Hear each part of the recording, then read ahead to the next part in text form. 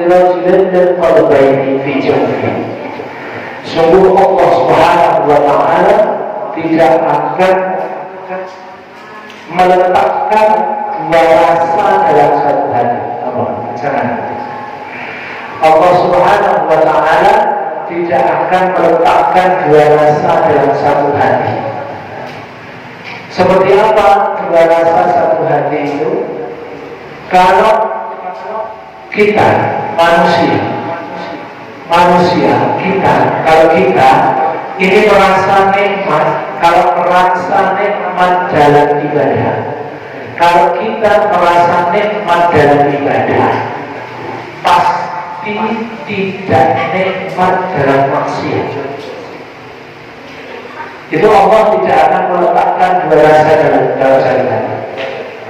Kalau kita sudah nikmat dalam ibadah, maka maksiat itu tidak nikmat lagi.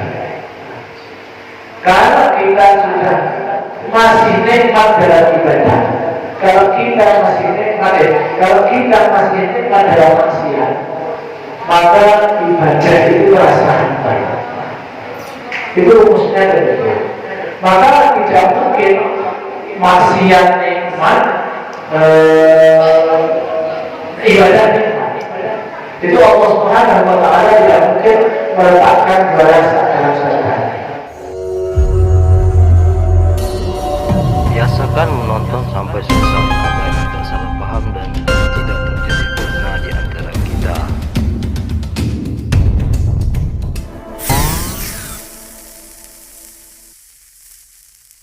Kita pengajian rutin mingguan. Salam yang kita sampaikan kepada kita Rasulullah Muhammad Sallallahu Alaihi Wasallam beserta para keluarga, para sahabat, tabi'in dan kita semua, insyaallah sudah istiqomah dan Allah. Bapak Ibu jemaah Allah, untuk kegiatan-kegiatan seperti ini kita tingkatkan ke depannya. Jemaah ya, kita perbanyak hanya dalam sebuah suatu wadah di dalam kita mempertebal apa yang disampaikan Ustaz hari ini adalah semacam taman ya, taman lanjutan dari materi yang saya sampaikan minggu yang lalu. Dan sebagai pengantar saya bisa sampaikan. Assalamualaikum warahmatullahi wabarakatuh.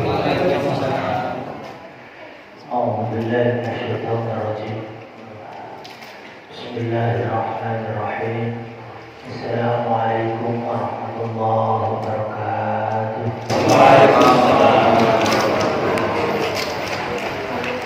Alhamdulillahirabbil alamin. Wa bihi nasta'inu ala umuri dunya waddin.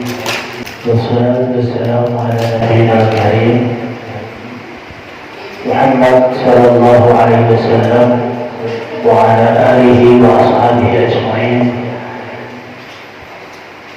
قال الله تعالى في القرآن العظيم: أعوذ بالله من الشيطان الرجيم.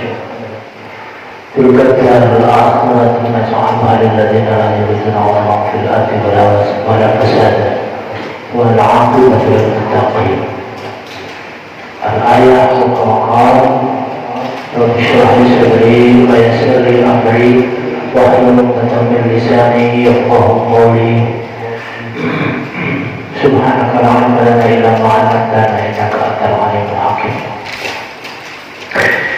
Alhamdulillah, Allah Subhanahu wa ta'ala mempertemukan kita semuanya di majelis ilmu ini, majelis yang disebutkan oleh Rasulullah sallallahu alaihi wasallam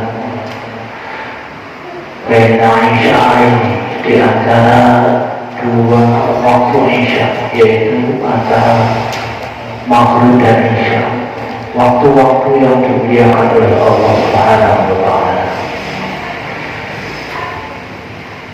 Allah berfirman di dalam surat As-Sajdah: A'udzu billahi minasyaitonir rajim. Tatajaffaa junubuhum 'anil madaji' yad'una rabbahum khawfan wa tama'an wa mimma razaqnahum yunfiqun. Entah تنزل جنوبهم عن المضاجع يدعون ربهم خوفا وطمعا ومما رزقناهم ينفقون. Orang-orang yang menjauhkan diri dari tempat tidur, kemudian berpikir terhadap nikmat Allah Subhanahu wa Ta'ala, maka nantinya akan dipersiapkan oleh Allah Subhanahu wa Ta'ala mana ainun ra'at wa la udhun sami'at wa la khatara ala qalbi bashar. Disiapkan sesuatu yang belum pernah terlihat oleh mata, belum pernah terdengar oleh telinga, belum pernah terdetik dalam hati. Itu sifat syurga.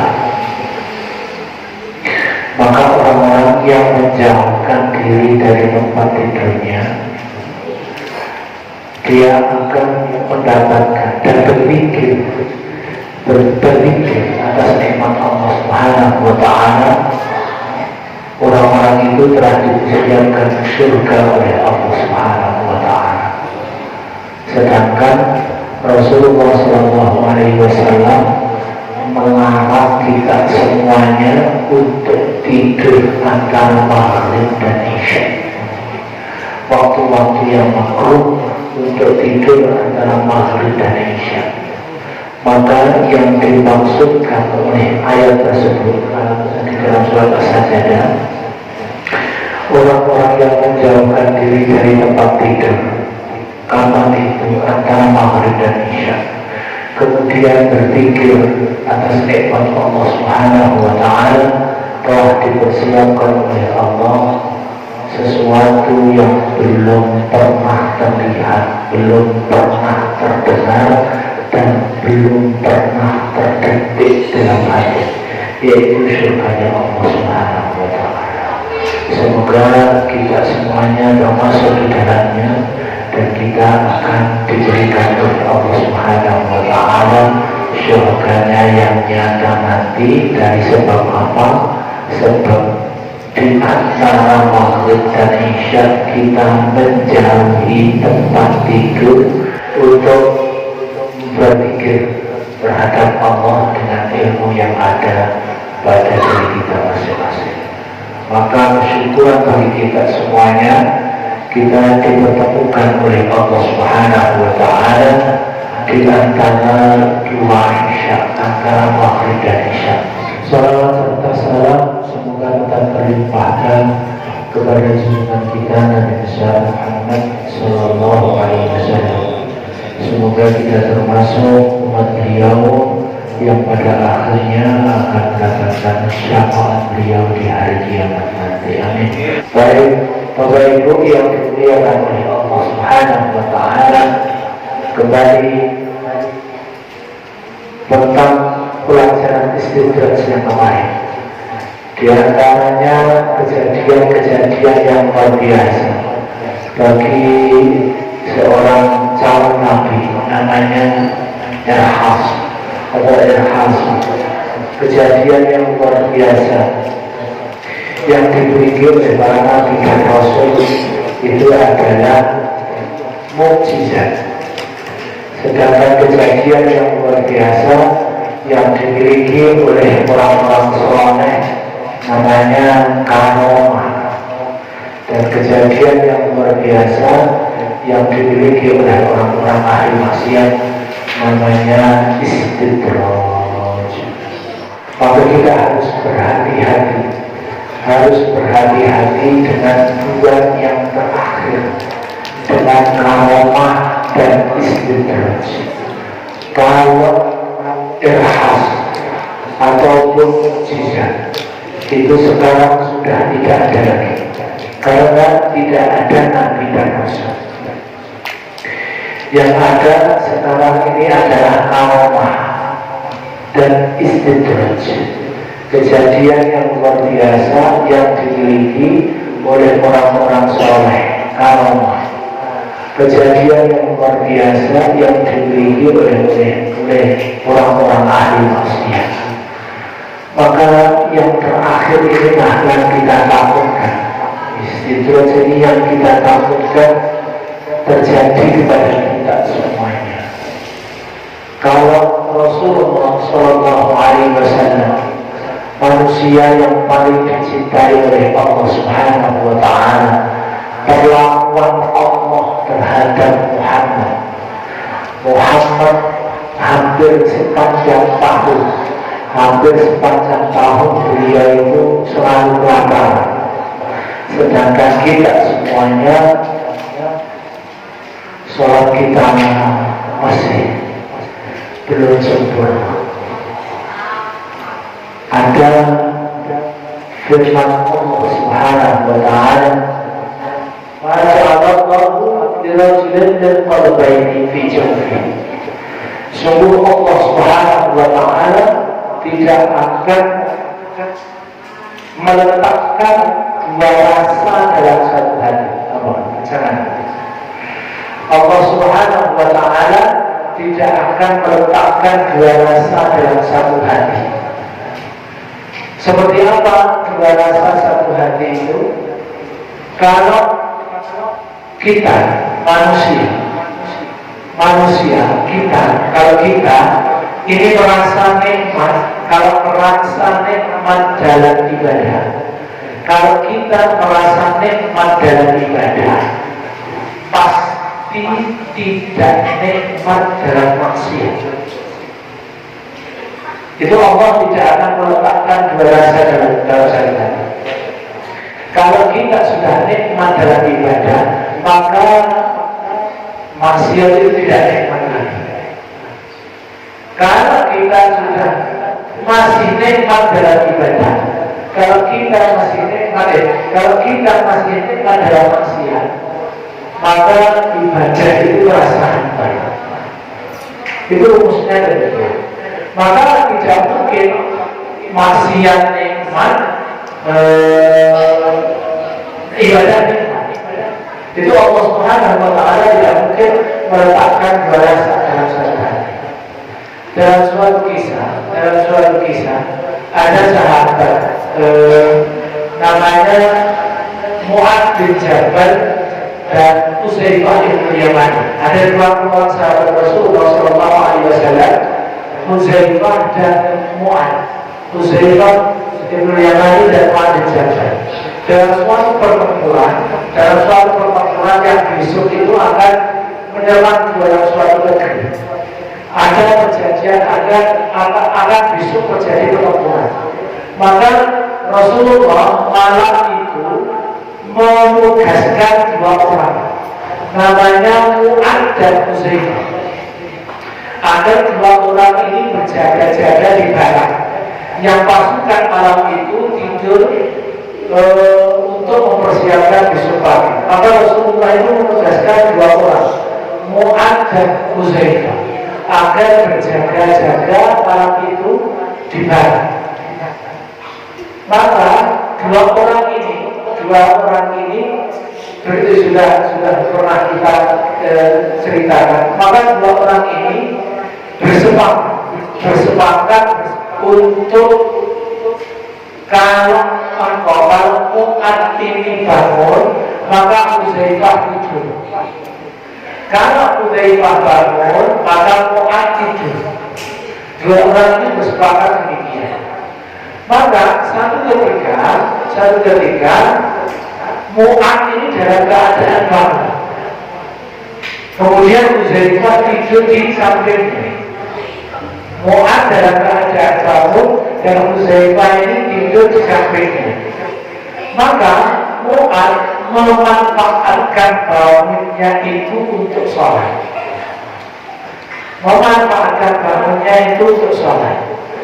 Dalam keadaan sholat itu ternyata ada musuh yang mengintai.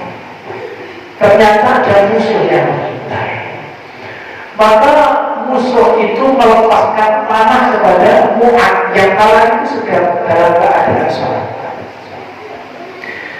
Maka tertembuslah dada Mu'adz dalam keadaan sholat. Tapi Mu'adz masih tetap dalam keadaan sholat sampai panah itu mata-mata itu memanah Mu'adz sampai 3 kali, sehingga cucuran darah Quran itu jatuh ke wajah si Huzaifah bin Yaman. Huzaifah terbangun sehingga mengguncang-guncangkan Mu'ad yang masih dalam keadaan sholat. Huzaifah mengejar mata-mata yang melepaskan panah tadi. Ternyata tidak terkejar lagi. Setelah selesai sholat, seketika dalam keadaan sholat, panah itu dicabut oleh Huzaifah bin Yaman. 3 panah di dada Mu'ad. Maka Huzaifah itu bertanya setelah selesai sholat, kenapa kau tidak membangunkan aku? Kenapa kau tidak membangunkan aku sedangkan ada mata-mata yang datang? Kata Mu'ad yang selesai sholat itu, bahwasanya saya terlalu nikmat, menikmati sholat saya dalam keadaan sholat, saya membaca surat Al-Kahfi, terlalu nikmat, sayang kalau diputuskan, sehingga menyelesaikan surat Al-Kahfi sampai selesai sholat. Yang mana Bapak Ibu yang dimuliakan oleh Allah Subhanahu wa Ta'ala, ternyata ini para sahabat kalibernya sahabat, dan itu antara sahabat dan ketika mereka menikmati ibadah, itu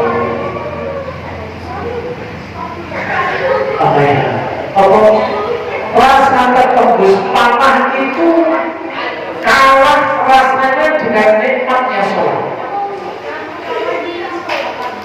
Tertembus panah itu rasanya tidak ada apa-apanya dibandingkan nikmatnya sholat, dibandingkan nikmatnya ibadah. Maka Allah Subhanahu wa Ta'ala yang dari di atas bilang bahwasanya maja'alallahu lirajulin qawlain fi jawfi. Allah Subhanahu wa Ta'ala tidak meletakkan 2 rasa dalam satu hati. Kalau dia sudah nikmat ibadah, walaupun ditembus panah itu, mana rasanya nikmatnya ibadah? Mereka bisa merasakan nikmatnya ibadah segitu. Nah, kalau kita ini macam mana kok? Masih maksiat yang rasanya masih ibadah kita, sholat kita rasanya masih hamba. Maka paling tidak kita istiqomah dalam ibadah. Itulah Bapak Ibu yang dimuliakan oleh Allah Subhanahu wa Ta'ala. Kita ini masih hamba, kita ini masih banyak dosa, kita ini masih banyak bermaksiat terhadap Allah, masih merasa nikmatnya maksiat terhadap Allah Subhanahu wa Ta'ala. Artinya kita masih banyak dosa terhadap Allah Subhanahu wa Ta'ala. Tetapi Allah Subhanahu wa Ta'ala memudahkan urusan kita di dunia. Memudahkan urusan kita di dunia. Kalau Rasulullah, kalau itu tadi itu kalibernya sahabat. Ketika sholat, mereka itu terlupa jalan sampai tertembus panah tidak terasa. Bagaimana dengan sholatnya Rasulullah SAW?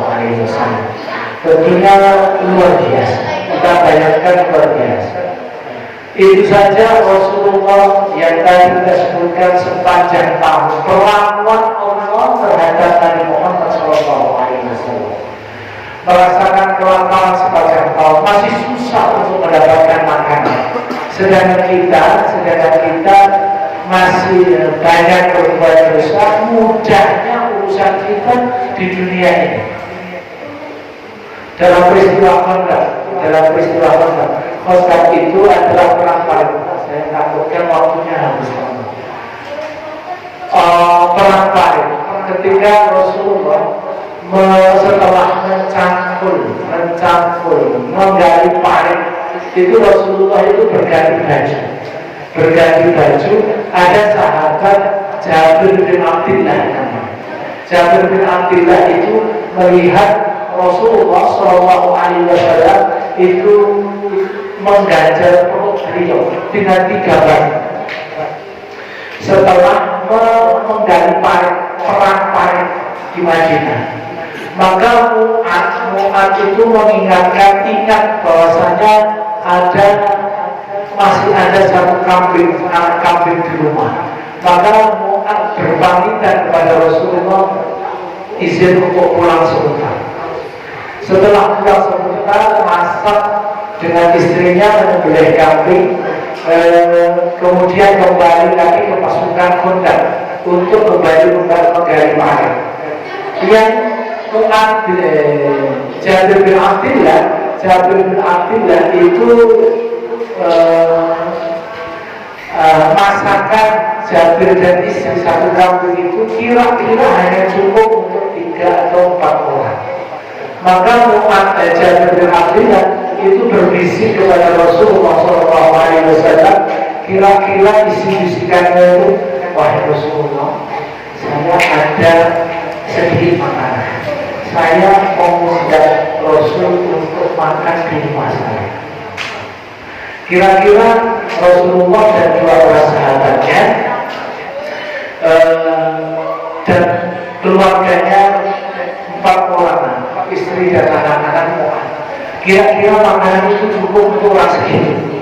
Kira-kira makanan itu cukup orang 5 atau orang 6. Rasulullah Jabir bin Abdillah mengundang Rasulullah dan 2 orang. Ajaklah 2 orang untuk makan di rumah saya, wahai Rasulullah. Tapi apa kata Rasulullah? Wahai Mu'ad, nanti kalau saya belum datang, biar saya yang menyajikan seluruh makanan itu kepada keluarga saya. Maka setelah itu Rasulullah SAW berdiri tegak dan berteriak, Ya ashabi, inna Mu'ad ta'ala ta'ala. Kata Rasulullah SAW, wahai pasukan Khandaq, yang kala itu kira-kira pasukan itu 300 orang.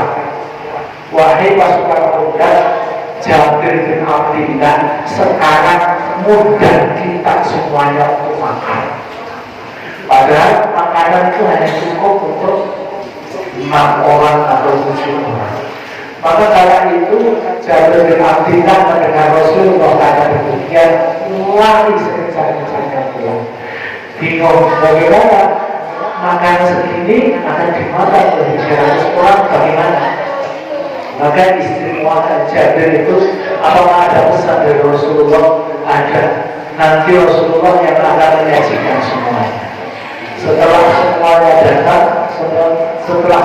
datang, maka Rasulullah yang memberikan nasi, yang memberikan kuah, yang memberikan makan dan keberkahan dari Rasulullah. Semua 300 orang pasukan Khandaq itu bisa makan kenyang semuanya hanya dengan kira-kira 7 porsi makanan. Itu keberkahan. Tapi pelajaran penting bagi kita semuanya, Rasulullah itu senantiasa menahan lapar. Yang kita sebutkan di akhir-akhir hayat beliau itu kepada sahabat-sahabatnya, kalau ada yang berhutang kepadaku maka sebutkan.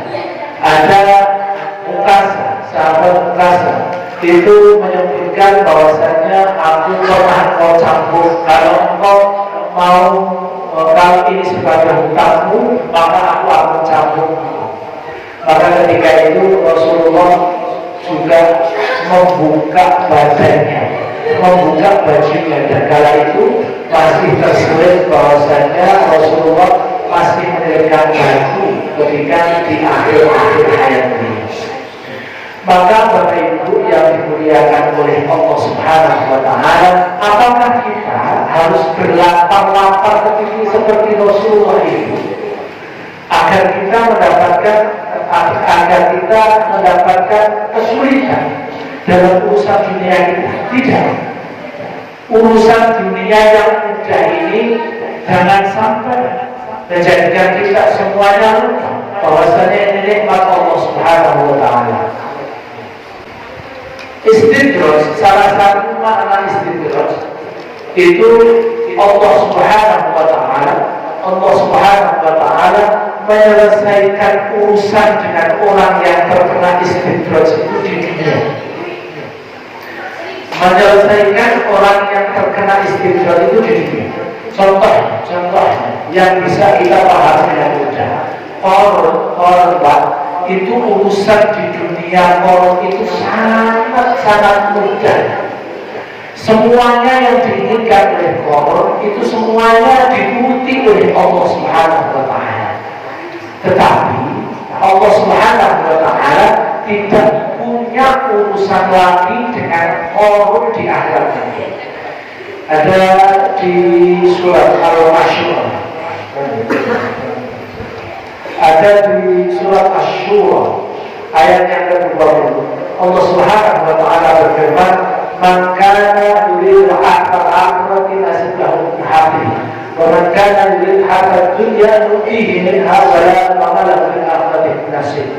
Kata Allah Subhanahu wa Ta'ala, siapa yang meniatkan segala urusannya untuk akhiratnya, maka nasib lahu min hadhihi, Allah Subhanahu wa Ta'ala akan menambahkan, pasti akan menambahkan setiap urusannya nanti di akhirat. Walaupun yuridu hatta dunya nutihi minha, siapa yang urusannya itu hanya urusan dunia saja, maka Allah Subhanahu wa Ta'ala akan memberikan apa yang menjadi niatnya di dunia. Walaysa lahu fil akhirati min nasib, wa ma lahu fil akhirati min nasib. Tetapi orang-orang yang meniatkan urusannya itu semuanya di dunia, agar semuanya didapat di dunia, maka orang yang seperti itu tidak akan mendapatkan bagian sedikit pun di akhirat. Apapun, bekerja, ke kantor dan lain sebagainya, bukan cuma sekedar urusan dunia, itu semuanya urusan akhirat.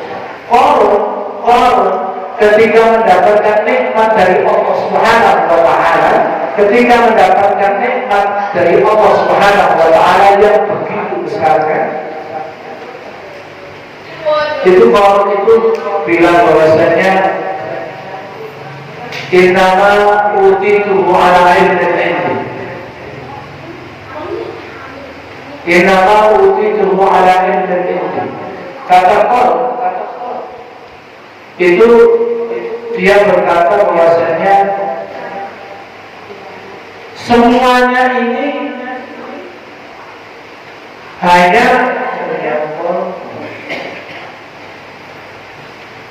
innama utituhu ala ilmin indi. Kata korun, semua yang aku dapati, semua yang aku punya itu karena saya ini memang orangnya profesional. Saya memang ulet dalam bekerja. Saya memang punya ilmunya untuk mendapatkan harta ini. Kita utituhu ala ilmin indi. Ayat Al-Qasas ayat 78. Innama utituhu ala ilmin indi. Sungguh semuanya ini aku dapati karena memang aku punya ilmunya. Aku memang profesional, mengurusi harta ini memang profesional. Saya ini memang pekerja keras. Saya ini memang kulit. Saya dapat ini semuanya tidak ada hubungannya dengan Allah Subhanahu wa Ta'ala. Maka orang-orang yang hanya urusan dunia seperti korun ini tidak mengaitkan nikmat yang dia dapati memang nikmat dari Allah Subhanahu wa Ta'ala. Semuanya dikaitkan karena memang dia ulet bekerja. Saya dapat semuanya ini karena memang saya ini memang ulet, kerjaan saya memang keras, pekerja keras. Maka orang-orang yang seperti itulah tidak akan mendapatkan urusannya di akhirat nanti dengan Allah Subhanahu wa Ta'ala. Allah Subhanahu wa Ta'ala menyelesaikan seluruh urusan orang-orang yang menganggap dirinya semuanya adalah hasil dari jalan, tidak ada hubungannya dengan Allah Subhanahu wa Ta'ala. Sedangkan Nabi Sulaiman dalam surat An-Naml ayat yang 40, ada min fadli rabbi, semua yang aku dapati istana yang megah ini aku dapati min fadli rabbi. Saya tidak mempunyai kekuatan apa-apa untuk membangun ini semuanya. Saya tidak mempunyai kekuatan apa-apa. Semuanya hanya karunia dari Allah Subhanahu wa Ta'ala. Itu yang dibilang oleh Nabi Sulaiman. Hada min fadli rabbi. Ada lagi namanya Dzulqarnain. Di dalam surat Al-Kahfi itu Allah menyebutkan apa yang disebutkan Dzulqarnain setelah membangun istana yang sangat megah. Kata Dzulqarnain bahwasanya ada rahmatun mir rabbi. Semuanya yang aku dapati ini semuanya hanya karena rahmat Allah Subhanahu wa Ta'ala. Aku yang lemah ini tidak mempunyai kekuatan apa-apa untuk mendapatkan rumah, untuk mendapatkan mobil, untuk mendapatkan mobil, kecuali dari Allah Subhanahu wa Ta'ala. Itu kata Dzulqarnain. Maka ada bedanya orang-orang yang terkena istidraj, yang urusannya hanya sekedar dunia, yang Allah Subhanahu wa Ta'ala akan menyelesaikan urusan dunianya dan tidak ada urusan lagi di akhirat, yaitu orang yang menganggap segala yang didapatnya dari hasil keringatnya sendiri dan tidak ada urusannya dengan Allah Subhanahu wa Ta'ala. Maka majelis yang seperti ini jangan sampai kita menjadi orang yang mengaku bahwasanya semuanya ini memang hasil kerja keras kita. Tundukkan diri kita semuanya kepada Allah Subhanahu wa Ta'ala, bahwasanya seluruh nikmat ini tidak ada kecuali hanya dari Allah Subhanahu wa Ta'ala. Segala kekuatan ini hanya dari Allah Subhanahu wa Ta'ala. Yang aku dapati semuanya hanya karena nikmat karunia dari Allah. Aku tidak mempunyai kekuatan apa-apa untuk mendapatkan semuanya ini. Itulah pelajaran istighfar diajar kita semua. Muka-muka Bismillahirrahmanirrahim. Alhamdulillah Rabbil Alamin. Wassalatu wassalamu ala nabiyyina karim Muhammad sallallahu alaihi wasallam wa ala alihi wa ashabihi ajma'in. Allahumma inna nas'aluka al-'afwa wal 'afiyata wal 'afiyata fi kulli ma'atin. Allahumma a'inna 'ala dhikrika wa shukrika wa husni ibadatik. Allahumma salli ala khashyatika ma ya'lamu bainana wa baina ma'asik. Wa nas'aluka ma tuballighuna bihi jannataka wa ma yaqina tuhawwinu bihi 'alaina musibati ad-dunya.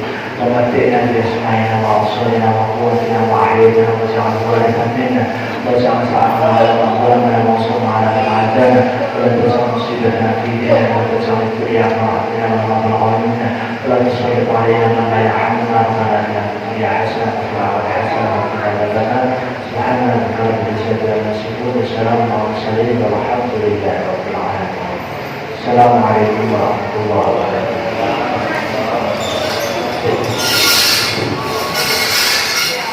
Demikianlah jemaah Allah dari beberapa poin yang sudah kita bahas ilmunya bersama. Mudah-mudahan kita semua terhindar dari yang namanya istilah yang sudah dimaparkan dengan jelas oleh Ustaz. Terakhir,